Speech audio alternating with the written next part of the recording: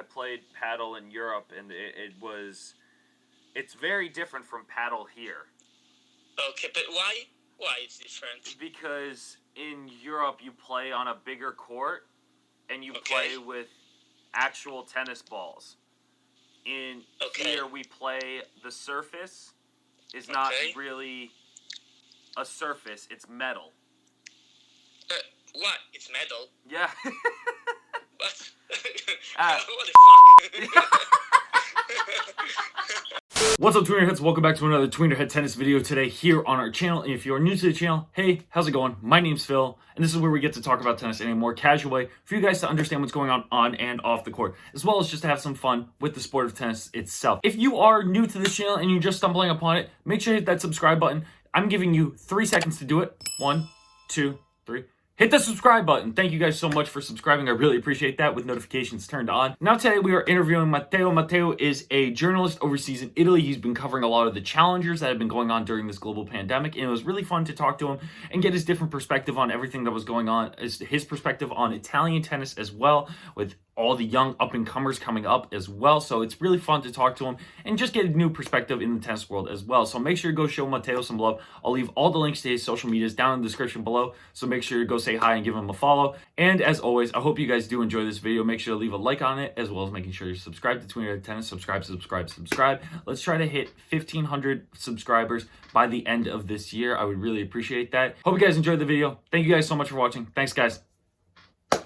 The first question I have to ask you, Matteo, you've been covering so many challengers right now during this global pandemic.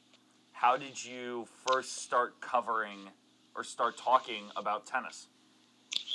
Well, I think coronavirus gave us a different opportunities to talk about tennis.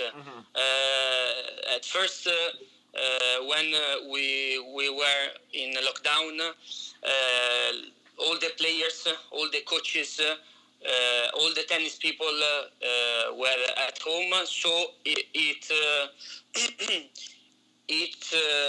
was more easy to interview them. So during lockdown, we did a big work with all the players and the coaches, with a Facebook Live, Instagram Live, and we recorded a lot of videos. And it was interesting because players could speak about different things, not only tournament and tennis themes, but about their private life.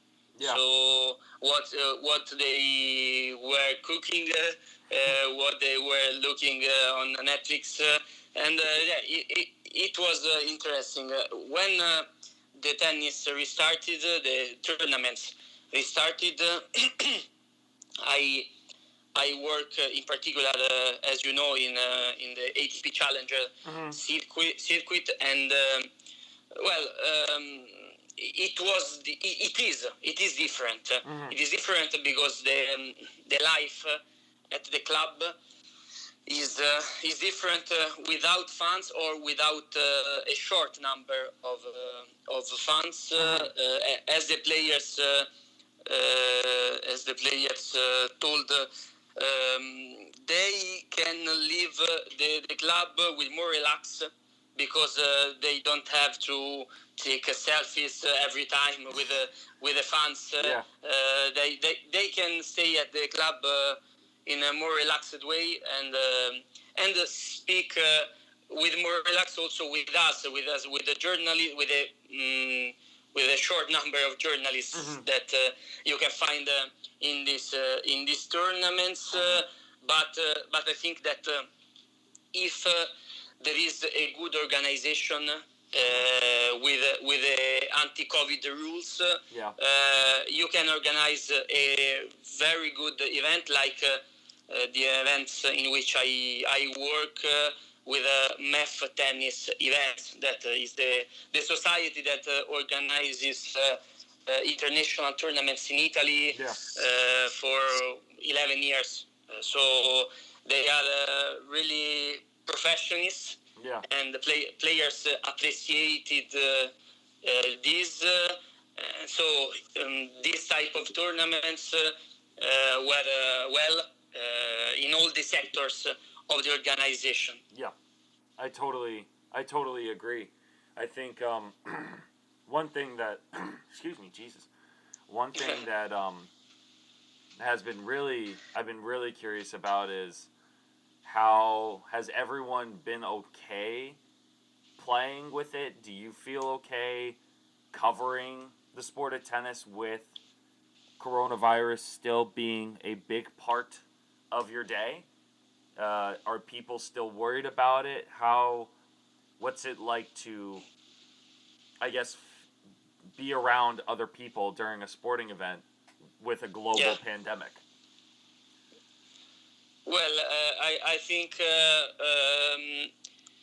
it's a different situation, but people is is growing up with this situation. So they understand now that it's not impossible to organize an international tennis tournament. Obviously, players that arrive at the club have to do the COVID test. Yeah. And we all of us have to take the mask, to put the mask. And for me, it's different to do interviews because I have to respect the distance between for the player and at the first time it was not so easy to do also the interview with mask is particular, but I think that people appreciate that the tennis machine restarted to work. So people wanted to see tennis matches, to go to the tennis club. It's not easy to go to see the tournaments at the clubs, but they can see it. They can see them on in streaming or in television. So I think it's not a bad moment. It's not a bad moment for tennis. Clearly, it's different because on TV we see stadiums without people, and it's not a good image. But I think the situation is really better than before. And in Italy in particular, we are we are in good situation. You can see also about the ATP in Sardinia.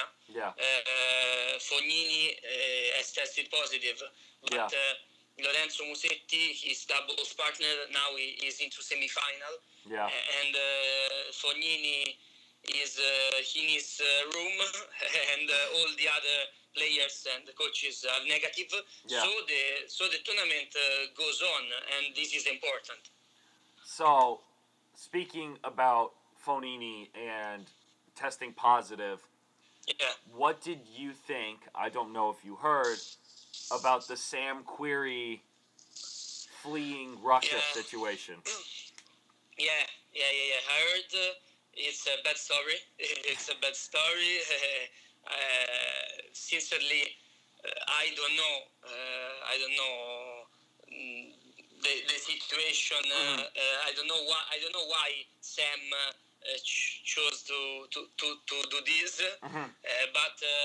But in Italy we have also the situation of another sport, of football, of Cristiano Ronaldo.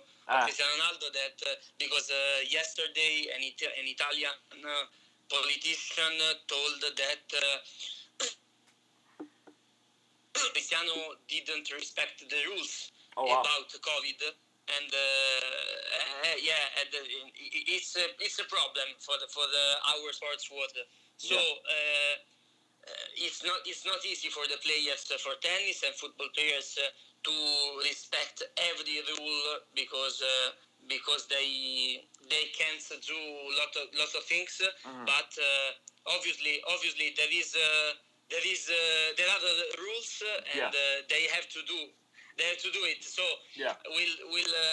we'll see if we see the solutions about quarry situation, but clearly he didn't do the good things. Yeah. He didn't do the good things.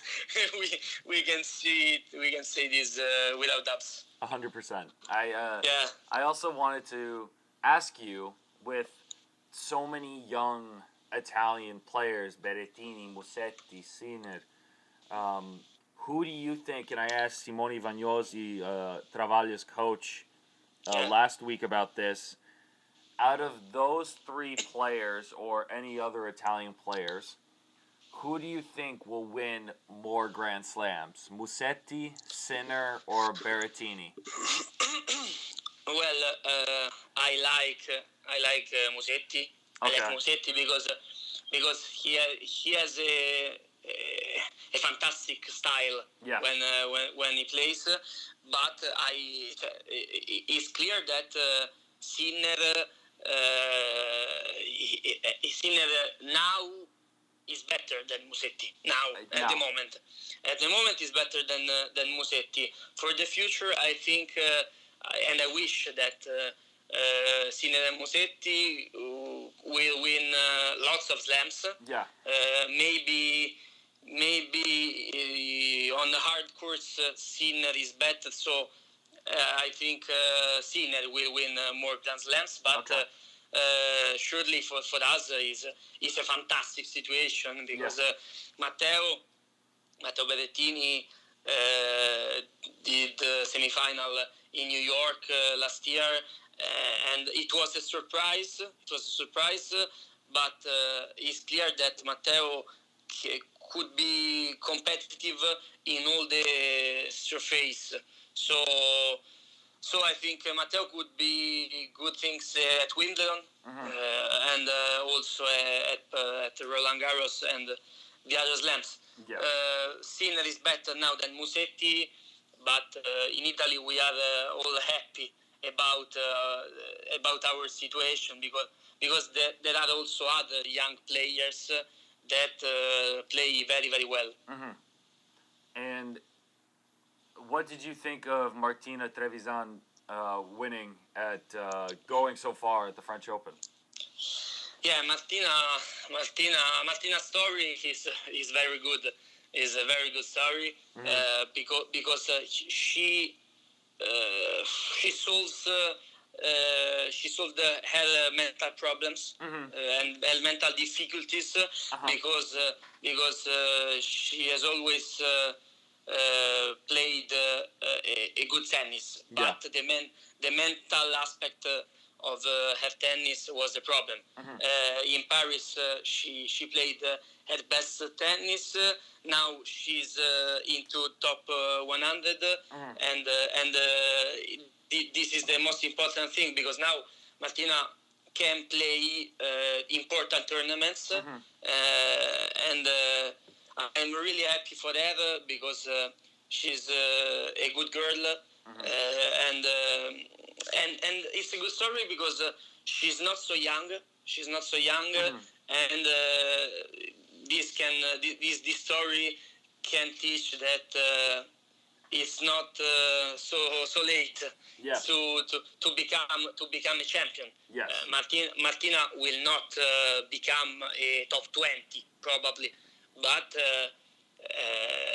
now she could be the number one, the Italian number one in WTA circuit for 2 or 3 years maybe. So good story, and we wish that we hope that also Elisabetta Cocciaretto and Camila Giorgi and Jasmine Paolini could grow and could win more matches at a high level. It seems that with Italian tennis there was you had the big three women for Italian tennis. You had Panetta, you had Arani, you had Vinci, you had all Schiavone. Schiavone. Excuse me, I'm so sorry. French Open champion. Can't forget her. You had such a great era of women's, or consistency of Italian women being in the top 50. Who should tennis fans look out for besides the ones you just mentioned? Is there anyone else in the women's game for Italian tennis that we should be on the lookout for? Well, we have an interesting young player that is Matilde Paoletti. She's 17. Okay. She's 17, and she won 2 matches at Roland Garros Junior. Okay. She plays a particular tennis, not so violent, not so could become a good player. I like the idea of Simone Bolelli that I interviewed in Parma last week. He told me that is a generation aspect. We had a really good female generation with the players, with Schiavone, Pennetta, and now we have a man generation, a really good man generation, thanks to the big number of tournaments, of men tournaments that we have in Italy. So young players could receive lots of wild cards, and this is the Mosciatti story. Mosciatti was number 1 of the world junior, and he received lots of wild cards in Challenger, and finally he won the Challenger in Forlì 3 weeks ago. So I think if we will have more women's tournament in Italy, maybe our young players could play lots of important tournaments, and then they can grow up better. Maybe this is a solution, maybe. But at a young level, we have players that have 15, that is 15, 16, 17, that could become good players. Okay, now that we've talked about tennis, I want to talk about Calcio, soccer. Oh, yes. I would like to know, who is your team? Roma? Lazio. Why'd you pick Lazio? Because of my father. In Italy we used to become a fan of our family of our family's team. So my father is a Lazio fan, and I'm a Lazio fan. Surely, since I started to work also in football journalism, I have to become impartial and also to talk about Rome and the other and the other important teams. We this weekend we have Inter Milan. We have Inter Milan, and I have to speak in a good way about the teams. But I'm a Lazio fan. I think that without coronavirus, we could win the championship in Italy. Really? But over Juve. We were Lazio was playing better than Juve at the stop of the championship.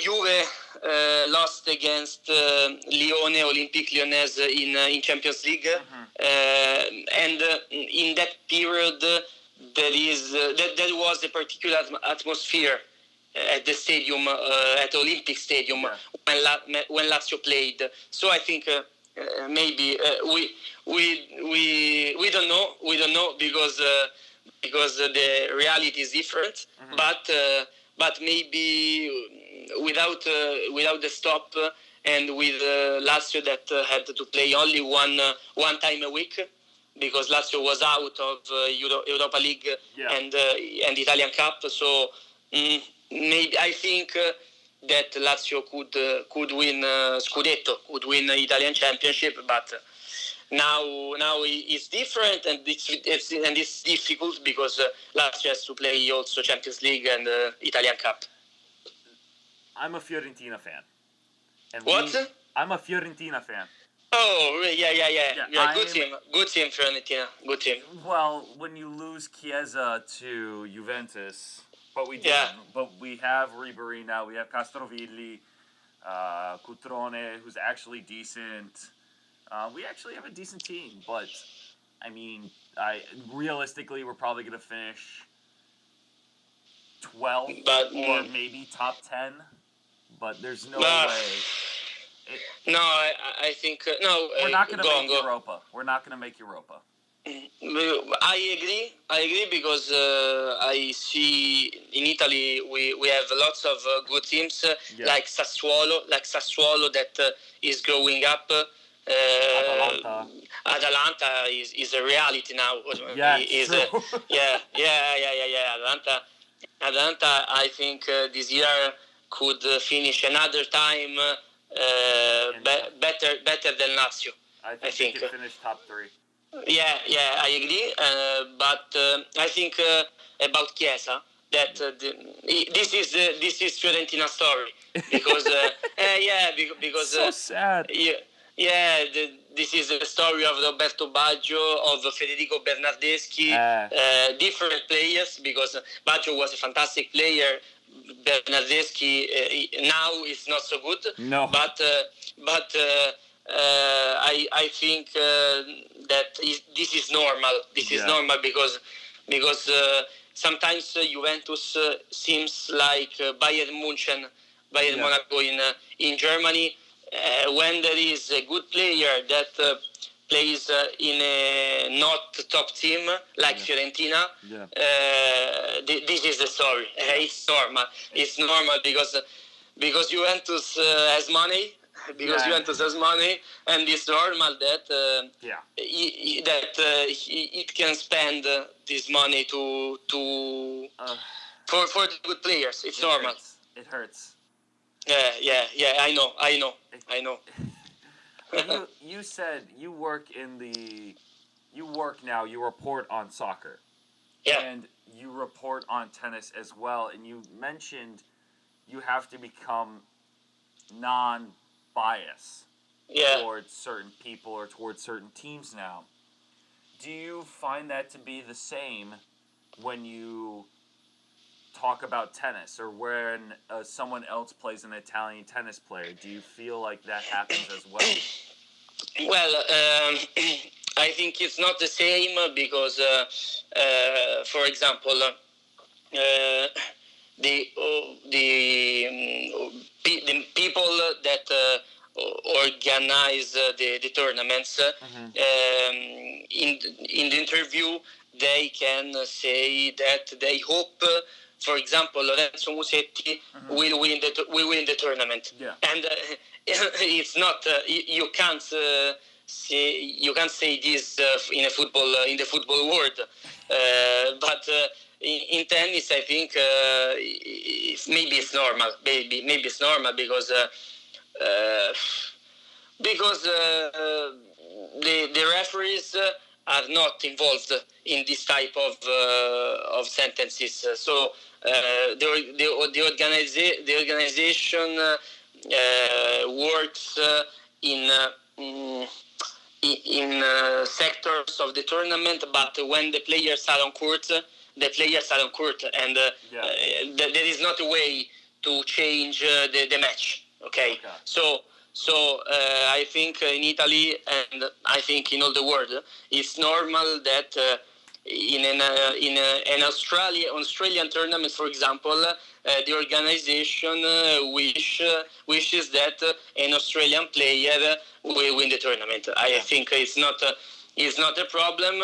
Obviously, when I interview, for example, a German player like Filippo Schreiber at the start of the Parma Challenger, I can't say that I wish an Italian player could win the tournament, but obviously in Italy, if Musetti wins a tournament, that tournament will stay in all the newspapers, in all the giant pages. But if another Switzerland player, for example, that is not Roger, who wins a tournament, is not the same for Italia's media. So it's obvious. So if Musetti, when Musetti won for Lee Challenger, was a party. It was a party for us and for the organization. You know. I agree, and it's interesting to see because I feel like that's not just Australia; it's everywhere. In the U.S. as well, you have certain people looking for the next talent that they are going to root for. So I feel like that's hard to not be biased in a way, especially on a tournament's perspective. Yeah. I agree. Now we have lots of young, talented players, so it's normal that we speak about them in a different way. Mm-hmm. I think it's normal. Like when 2 years ago, Sinner and Musetti and Musetti played in Foro Italico in Rome in the Masters. They played the pre-qualifying draw. The pre-qualifying draw to win a wild card for the real tournament, and when they played against other Italian players, there was a different atmosphere. There was a different atmosphere. Young players with that team, because for example, Sinner has Riccardo Piatti, a fantastic coach. It's normal. A legend. I agree. It's normal that we, like media, we speak about them in a different way. It's normal. Okay, I get that. Yeah. Well, Matteo, I really appreciate you coming on and talking to us about your experience about Italian tennis. This was a lot of fun. I hope you are doing safe and well. Is there anything you would like to shout out before you leave today? Yeah, thank you very much, Philip. It was a pleasure for me. I think we can keep in touch, and we can speak other times after my tournaments, and why not also during my tournaments. It's not a problem for me. Love it. Thank you, Matteo. I hope to hear from you soon. Take care, buddy. Thank you, Philip. Thank you. Bye.